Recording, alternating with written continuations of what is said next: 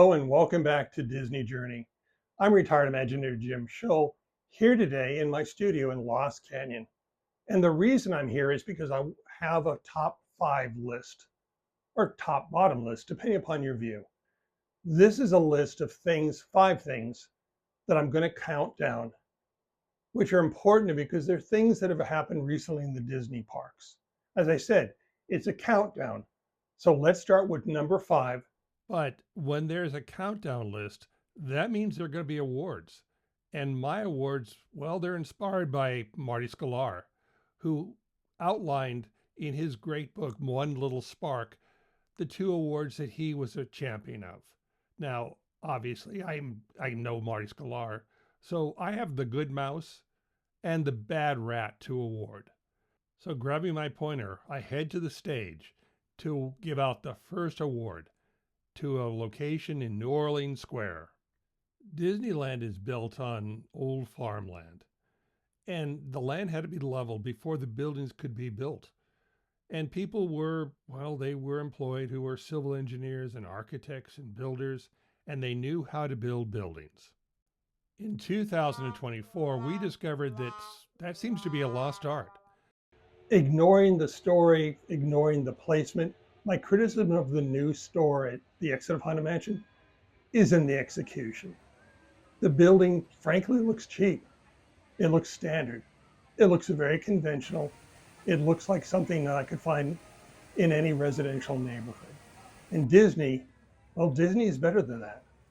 Moreover, there's history to draw on.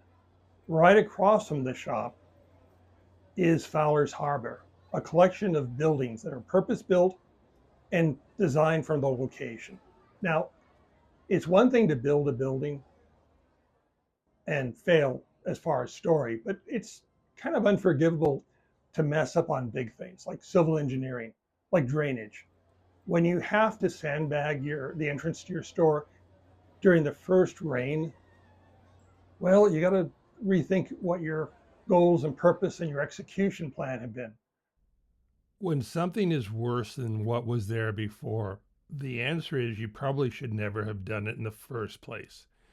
And Disney had history. They knew how to do great design. They could even look back in their own history to pull reference and ideas from. But to look at this building with its vinyl siding, out of period electric lamps, the hardware is just too new. And I know a Disney that would have bought old hardware and restored it.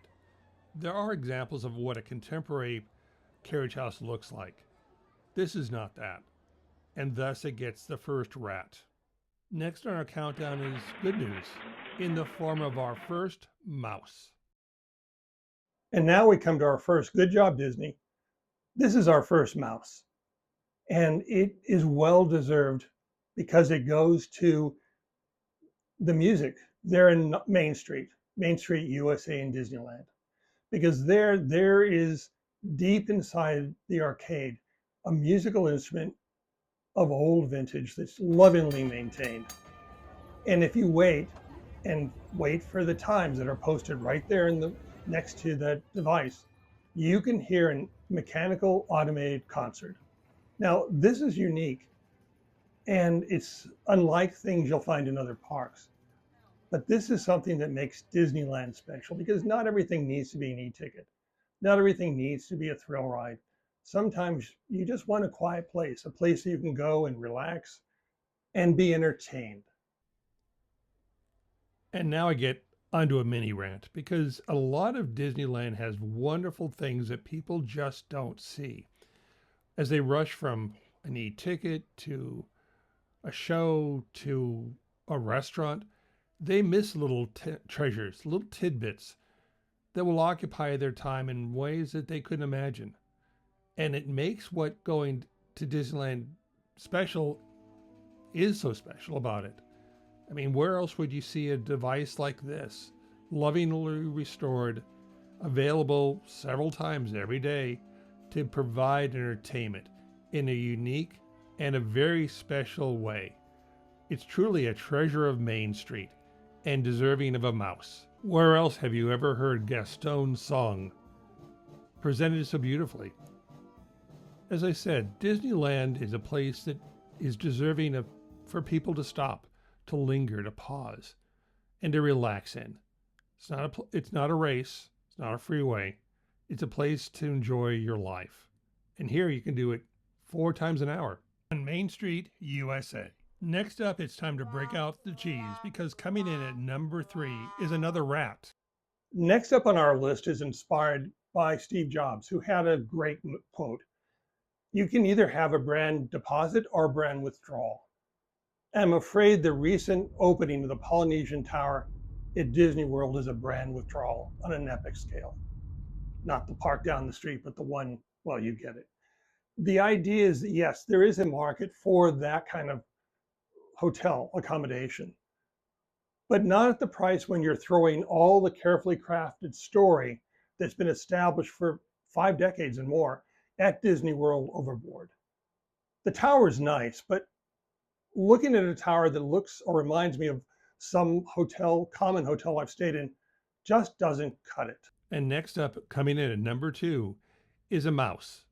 And this one I'm really happy to hand out because you see, it shows that Disneyland listens to the guest.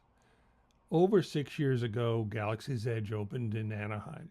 When Star Tours opened at Disneyland, it had the classic characters. But when Star Wars Galaxy's Edge opened, it did not. And that ran against expectation because guests come to the park, well, most of them come not for their own adventure. They want the familiar.